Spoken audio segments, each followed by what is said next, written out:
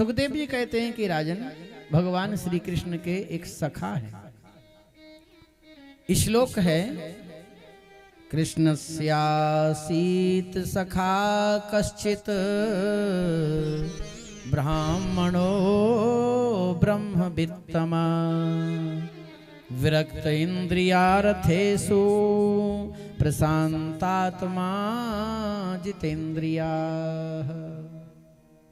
भगवान श्री कृष्ण के कृष्णस्यासीत सखा कश्चित, कश्चित माने कोई एक।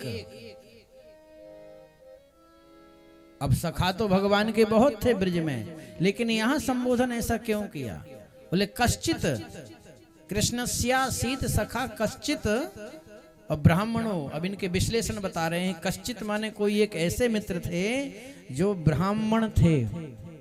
बहुत ध्यान देना, ब्राह्मण वंश में, परिवार में जन्म लेने से हम ब्राह्मण कहलाते भर हैं। भगवान की नजर में तो कर्म से ब्राह्मण कहलाते हैं।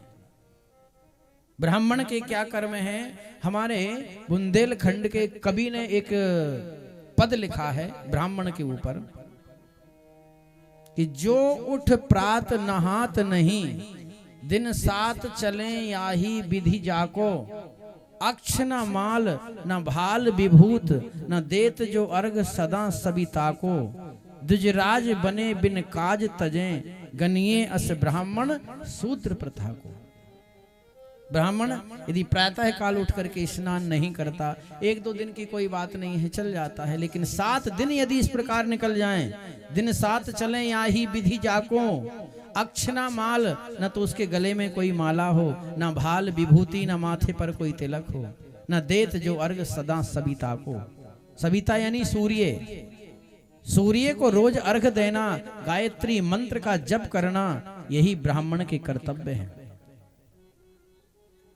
और भागवत और गीता के अनुसार भी यही बताया है कि ब्राह्मण का कर्म क्या है। बोले वेद पढ़ना, वेद पढ़ाना, यज्ञ करना, यज्ञ कराना, दान लेना और दान देना, ये 6 कर्म हैं ब्राह्मण के।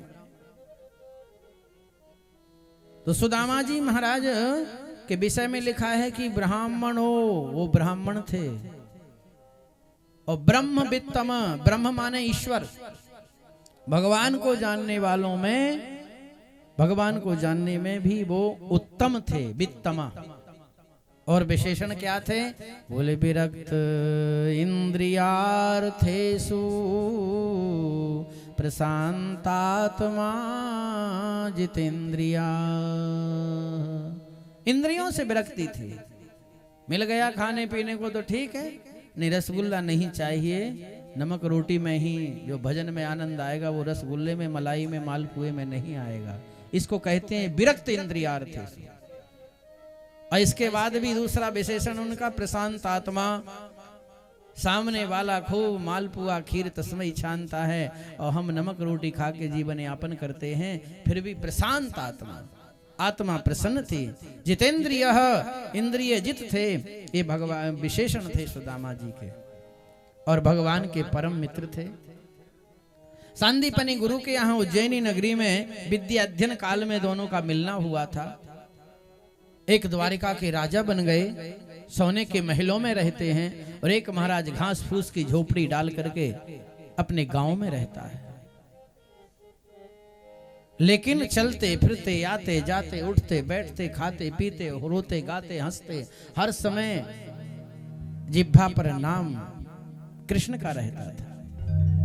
और आपको सत्य कहते हैं कि कभी डरना मत। कमजोरी अगर रहे ना, गरीबी रहे, परेशानियां रहें, तो इसको भगवान की कृपा मान लेना कि मेरे प्रभु की मेरे ऊपर कृपा है, मुझे बहुत कुछ दिया है,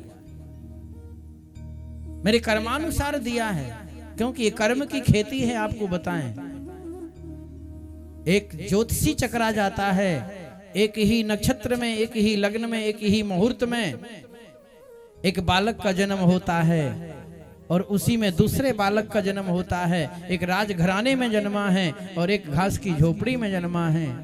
वो जोशी चकरा जाता है कि दोनों की एक जैसी कुंडली लेकिन अलग अलग उसके संस्कार। तो बोले ये कर्मों की खेती है।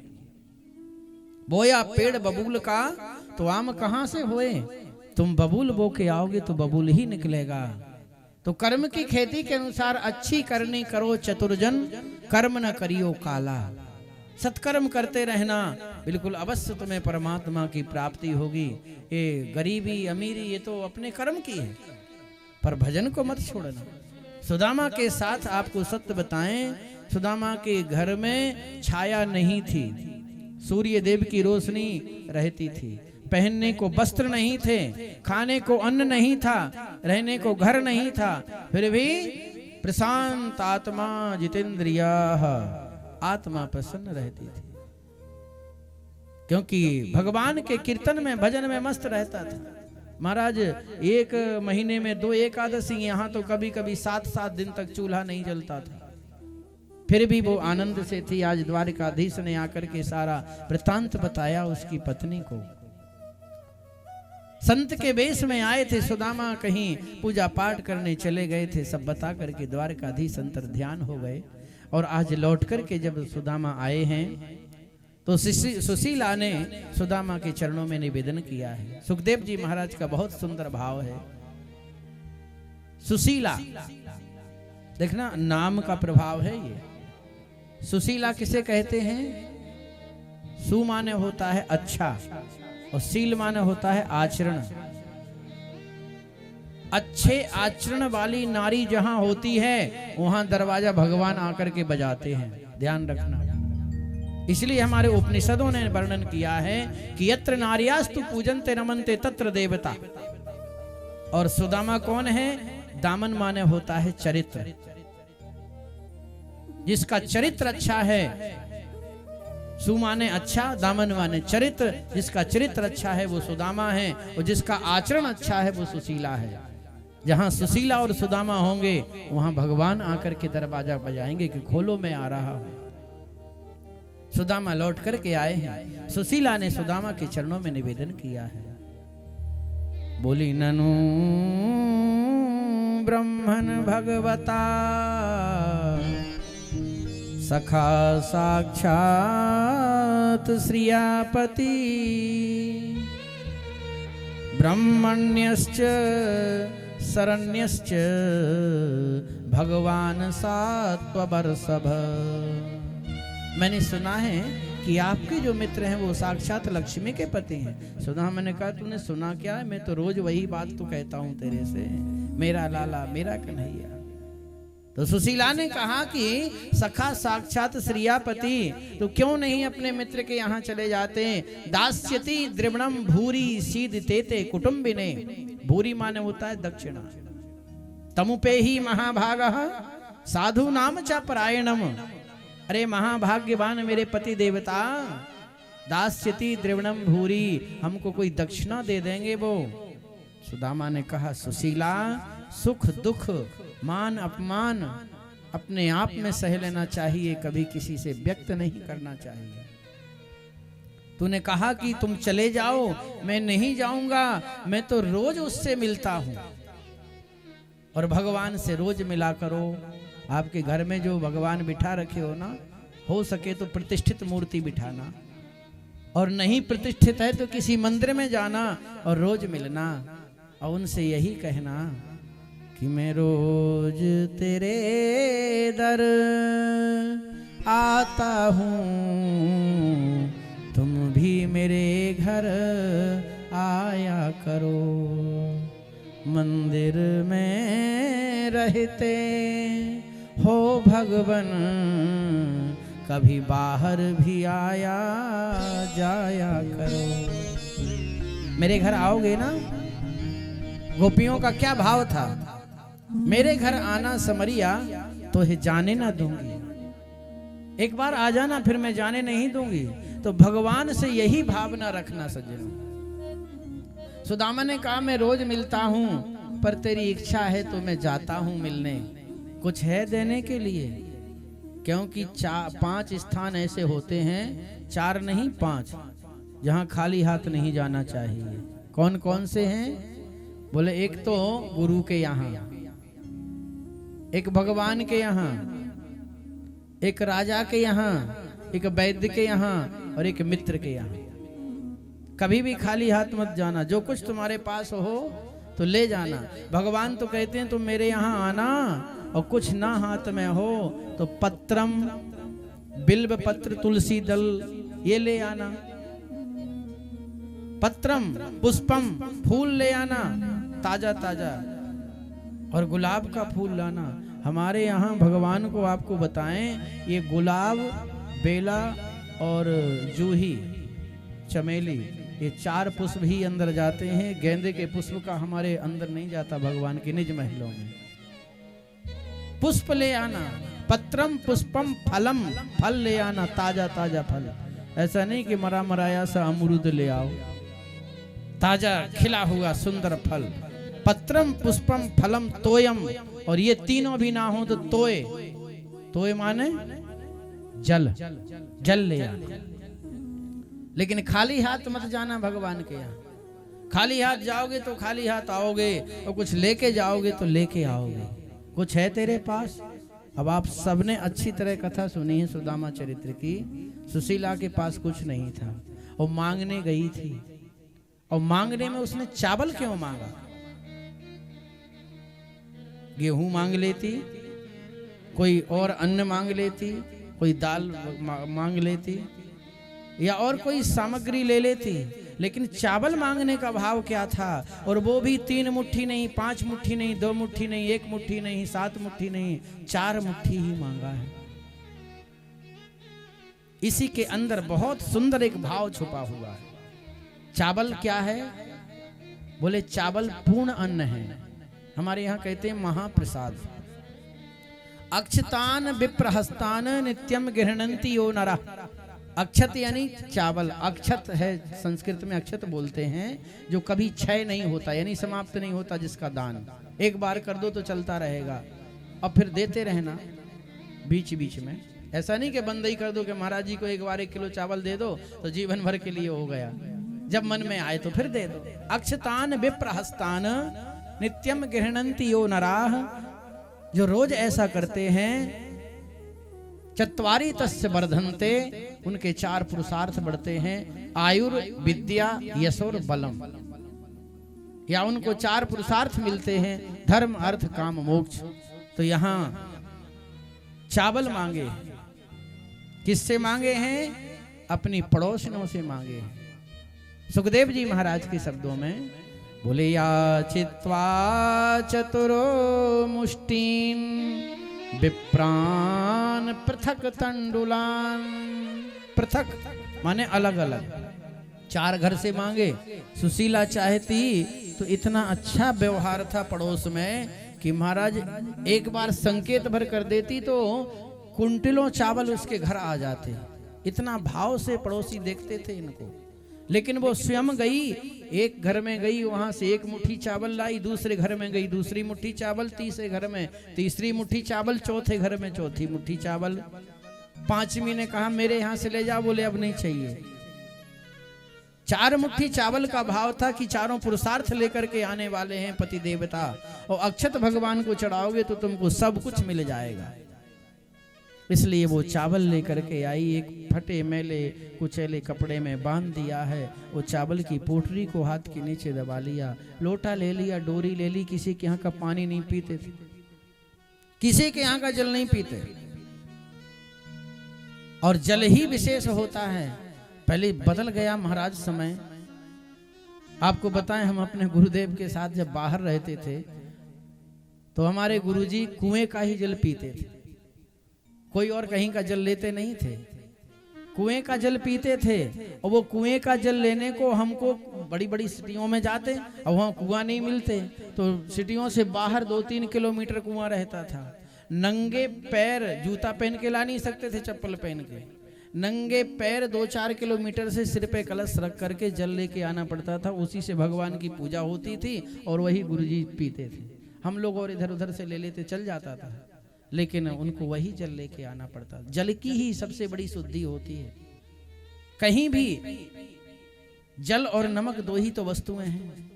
सुदामा जी महाराज किसी के यहाँ का जल नहीं लेते थे, इसलिए लोटा ले लिया, डोरी ले ली कि जब जरूरत पड़ेगी किसी कुएं से सरोवर से निकाल लेंगे। और वो चावलों की पुटली को हाथ के नीचे दबा लिया है और यात्रा किए हैं। कहाँ की? बोले भगवान के यहाँ। और ये सुदामा है क्या? तो आपको सत्य कहते हैं कि हम सब सुदामा हैं। जितने संसारी हैं हम सब सुदामा हैं, और हम सब सुदामाओं की यात्रा है कृष्ण से मिलने की।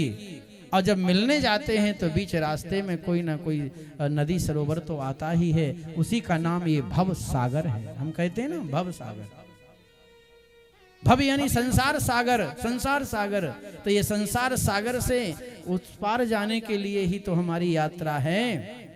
अब हमारे साथ यदि कुछ सहारा होगा तो बिल्कुल हमें बहुत अच्छा कोई केवट मिल जाएगा। और वो केवट कौन है? बोले सदगुरु ही हमारा केवट है। सत की नाव खेवटिया सतगुरु, सत की नाव खेवटिया सतगुरु, भव सागर तर आयो, पायो जी मैंने राम रतन धन पायो। और ऐसा धन है ये, ऐसा धन है कि खर्च नहीं कोई चोर न लेवे, खर्च नहीं कोई चोर न लेवे, दिन दिन बढ़त सवायो, पायो जी मैंने राम रतन धन पायो, पायो जी मैंने राम रतन धन पायो, पायो जी मैंने राम रतन धन पायो, राम रतन धन पायो, पायो जी मैंने राम रतन धन पायो, पायो जी मैंने राम रतन धन पायो, पायो जी मैंने राम रतन धन पायो। वस्तु अमोलक, इसका कोई मूल नहीं है, इतनी अमूल्य वस्तु है ये। वस्तु अमोलक दी मेरे सदगुरु, वस्तु अमोलक दी मेरे सदगुरु, वस्तु अमोलक दी मेरे सदगुरु, वस्तु अमोलक दी मेरे सदगुरु, कृपा कर अपनायो, पायो जी मैंने राम रतन धन पायो, पायो जी मैंने राम रतन धन पायो।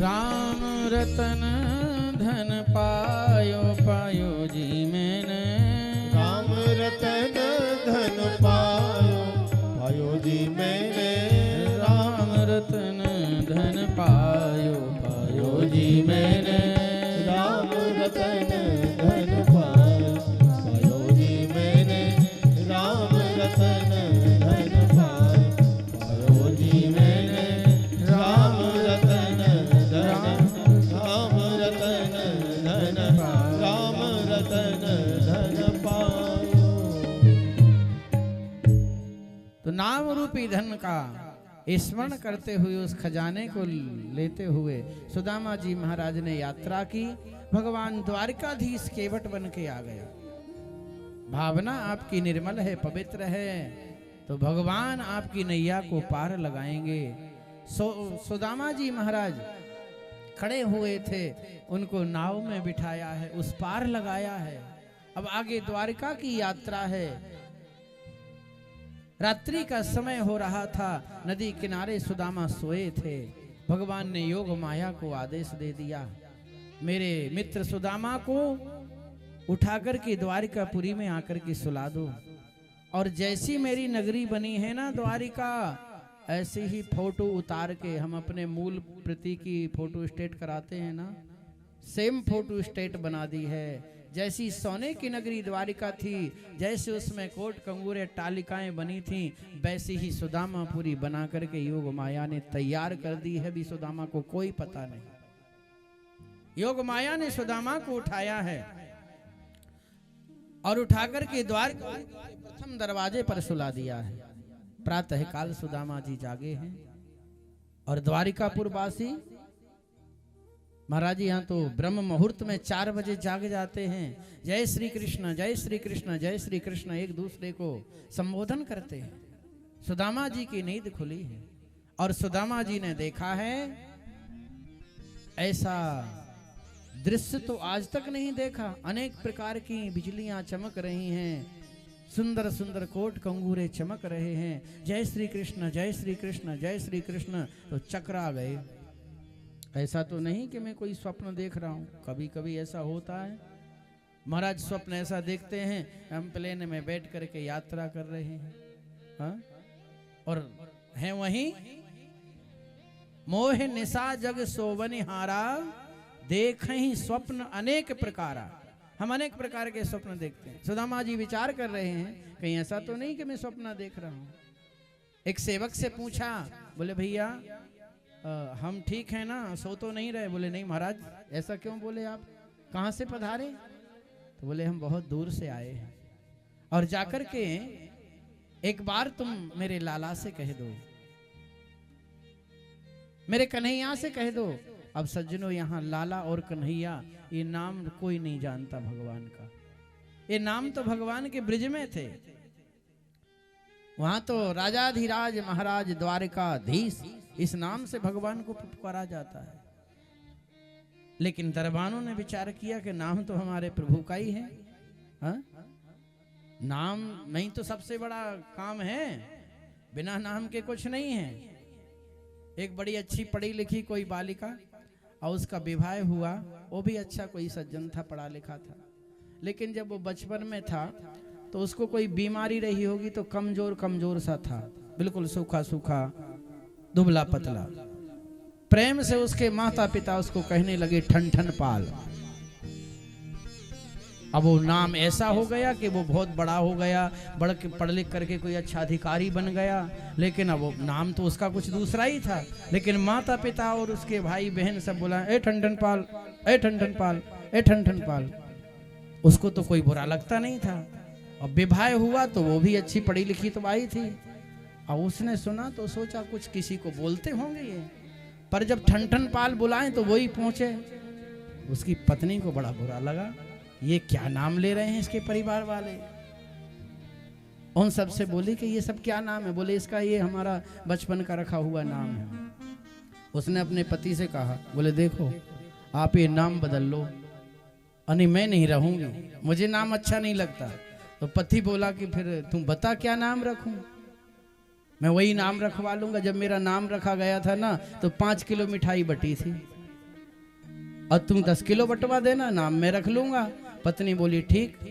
तो पत्नी गई नाम खोजने, निकली बाहर, चली जा रही थी। रास्ते में तो एक सज्जन विश्राम ले लिए थे।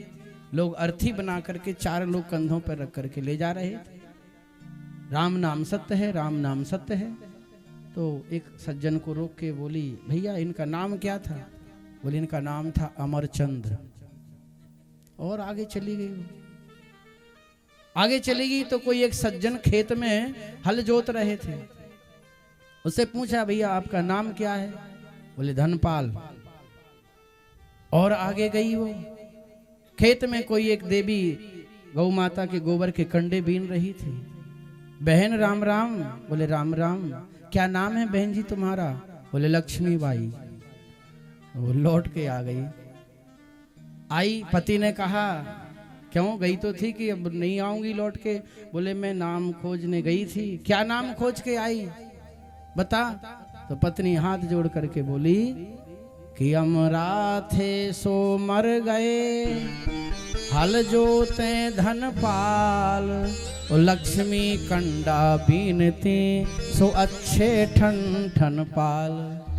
महाराज आप ही ठीक हो, अमर थे सो वो मर गए, धनपाल नाम लिखा हुआ है और जोत रहे हैं हल खेत में, लक्ष्मी नाम है कंडे बीन रही है सो अच्छे ठन ठन पाल। तो नाम की बड़ी विशेषता होती है, और भगवान का तो नाम कैसा भी हो, अनेक रूप रूपाय विष्णवे प्रह विष्णवे। भगवान विष्णु के 1000 नाम, भगवान का दूसरा नाम गोपाल, उसके भी गोपाल सहस्त्र नाम।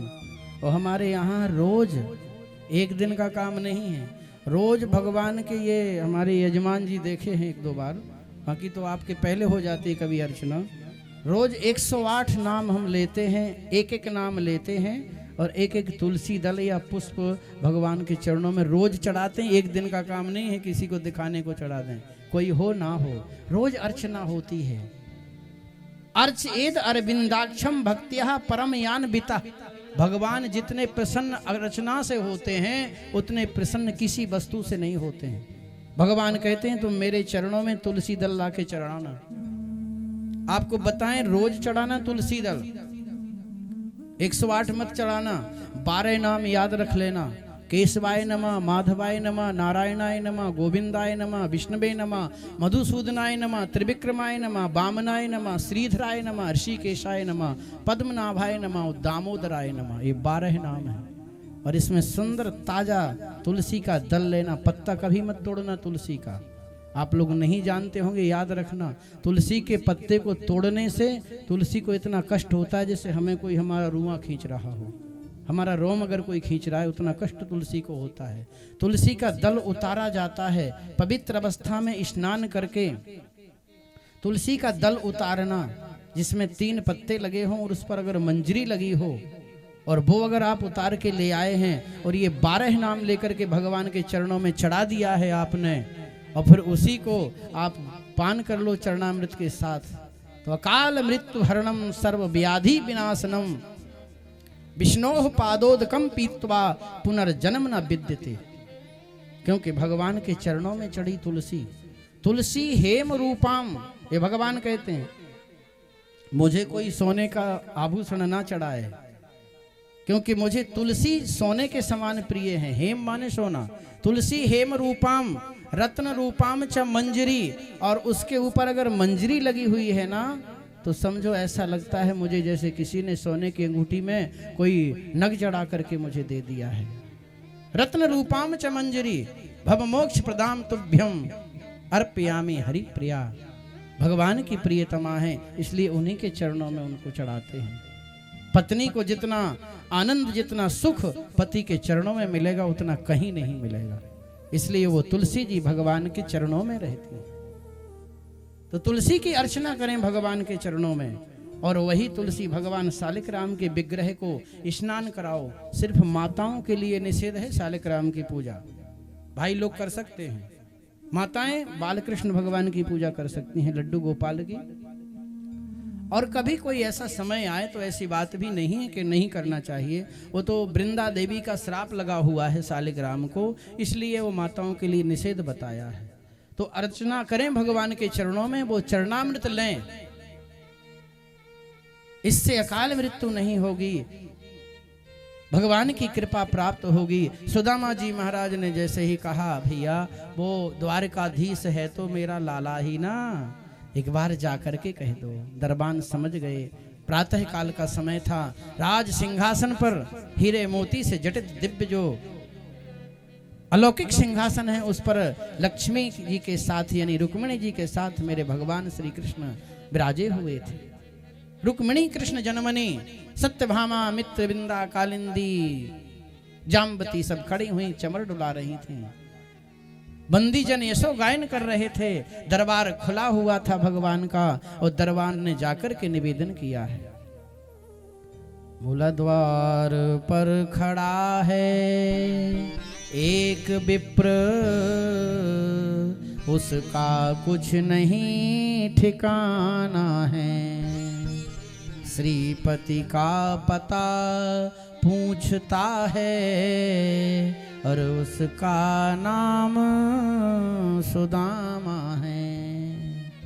एक विप्रदेव खड़े हुए हैं और विप्र का नाम भगवान सुने तो सज्जनों बेहबल हो गए। और इसके बाद सुदामा और कह दिया तो इतने व्याकुल हो गए, तड़पने लगे। भगवान एक साथ उठे हैं, उनको कुछ याद नहीं रहा, कहाँ उनका मोर मुकुट गिरा, कहाँ बांसुरी, कहाँ पिछाड़ी, और दौड़ पड़े भगवान। सुदामा आया है, सुदामा आया है, सुदामा आया है।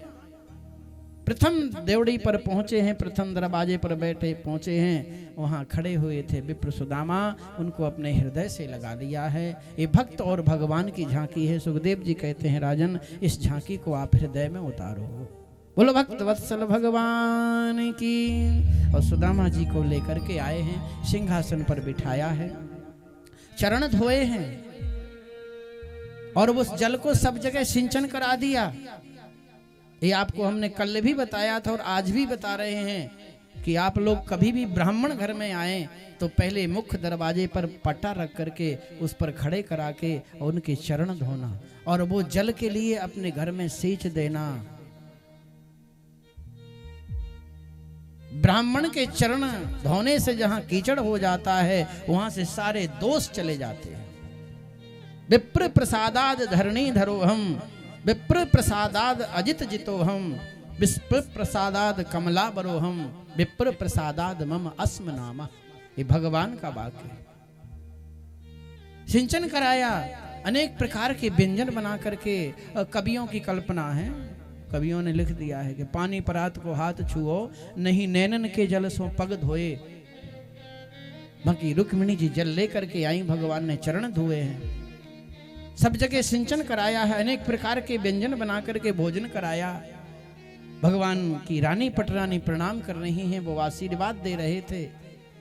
आशीर्वाद देते देते थक गए। 16,108 थी, 10, 20, 25, 30, 50 प्रणाम कर गई।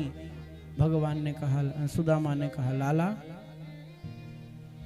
ये, बोले हाँ ये पड़ोस ने नहीं है, ये अपनी है सब। इतनी? बोले हाँ। और आप बताओ, भारी ओडा सदृशी नवा, कोई भारिया आपको मिली? बोले हाँ, इच्छा तो नहीं थी पर माता पिता नहीं माने। तो भगवान ने कहा कोई बात नहीं है। तो लाला ऐसा करके देख, अब मेरा तो हाथ दर्द करने लगा। सौभाग्यवती नारी प्रणाम करती है तो उसको आशीर्वाद दिया जाता है। तो लाला मेरा हाथ दर्द करने लगा और आशीर्वाद भी यही दे रहा हूँ कि तेरा सौभाग्य तुम्हारा अमर रहे, तो तू ही प्रणाम कर लेना। भगवान ने कहा मैं भी यही चाहता था कि मेरे भक्त एक बार मुझसे ऐसा कहें तो। और भगवान प्रणाम करने को झुके हैं और जैसे ही उठे हैं तो ये हाथ थोड़ा सा ऐसा उठा हुआ था। भगवान ने कहा क्यों, तुम्हारी बचपन की आदत नहीं गई? सुदामा ने कहा कैसी आदत लाला? बोले कछु भाभी ने भेजा है क्या? कछु भाभी हमको दियो सो तुम काहे न देत। सुदामा ने कहा क्या रखा है भाभी, जान न पहचान तू, अभी भाभी से कभी परिचय हुआ नहीं तेरा। भगवान ने कहा नाम क्या है भाभी का? बोले सुशीला। बोले अगर सुशीला नाम है तो जरूर कुछ भेजा होगा। वो संकोची ब्राह्मण दबा रहे थे। सोने की नगरी में खड़े हैं महाराज, रानी पटरानियां जड़ाऊ साड़ियां पहने हुए हैं। इनके सामने ऐसे गंदे मेरे कपड़े में से वो चावल निकाल के कैसे दूं? ये सब चली जाएं तो इसको दे दूंगा, लेकिन वो भी देखना चाह रही थी कि हम भी तो देखें इनके मित्र कैसे हैं, क्या लाए हैं, इनकी भाभी ने क्या भेजा है। वो देना नहीं चाह रहे थे और वो लेना चाह रहे थे और वो देखना चाह रही थी। संकोची ब्राह्मण सुदामा ने ऐसे दबा रखा था। मेरे भगवान ने गही पोटरी कांख सो तंदुल लिए निकाल, लगे फांकने प्रेम सो दिजबर हुए निहाल। वो चावलों को खींच लिया, दाहिने बाएं हाथ पर रख लिया और एक मुट्ठी चावल लिया। बोले एक लोक का राज्य मैंने सुदामा तुमको दिया। दूसरी मुट्ठी चावल लिया, बोले दूसरे लोक का राज्य मैंने सुदामा तुमको दिया। और तीसरी मुट्ठी जैसे ही मुख में डालना चाह रहे थे, रुक्मिणी ने धीरे से कान के पास आकर के कहा बोले कच्चे हैं, पेट दर्द करेंगे, मैं ले जाके पका देती हूँ, फिर खा लेना, दूध डाल के, दूध भात या फिर दही डाल के। भगवान कृष्ण को दही भात बहुत प्रिय था। जैसे भगवान राम को दूध भात प्रिय था, ऐसे भगवान कृष्ण को दही भात प्रिय था। मैं पका के खिला दूंगी। भगवान ने कहा रुक्मिणी तुमने मेरे मन के अभिलाषा को पूरा नहीं होने दिया, माताओं वही चढ़ा दो तो अच्छा रहे। तो भगवान ने कहा रुक्मिणी मेरे मन की इच्छा को तुमने पूरा नहीं होने दिया। लेकिन सज्जनों, सुखदेव जी कहते हैं कि राजन मेरे भगवान श्री कृष्ण ने क्या दिया है क्या नहीं दिया है, ये सिर्फ रुक्मिणी जान रही हैं या फिर भगवान जान रहे हैं, बाकी किसी को पता नहीं। और भगवान ने जो कुछ दिया वो सुदामा को भी पता नहीं था। बहुत दिन रहे, भोजन प्रसाद लिया और वहां से चलते बने हैं। द्वारकाधीश ने उनको उस पार करा दिया है, पर जब लौट करके यहाँ आए हैं तो सुदामा जी डर गए। जहां मेरी झोपड़ी बनी थी वहां तो अब बहुत बड़ी सुंदर अट्टालिकाएं बन गई हैं, सुंदर सुंदर महल हैं, और ये तो मुझे ऐसा लग रहा है कि जैसी द्वारिका थी ऐसा ही ये है। कहीं मैं भूल तो नहीं गया, भटक तो नहीं गया। सुदामा जी ने देखा कि अगर ये सब बदल जाएगा तो मेरी सुशीला तो नहीं बदलेगी।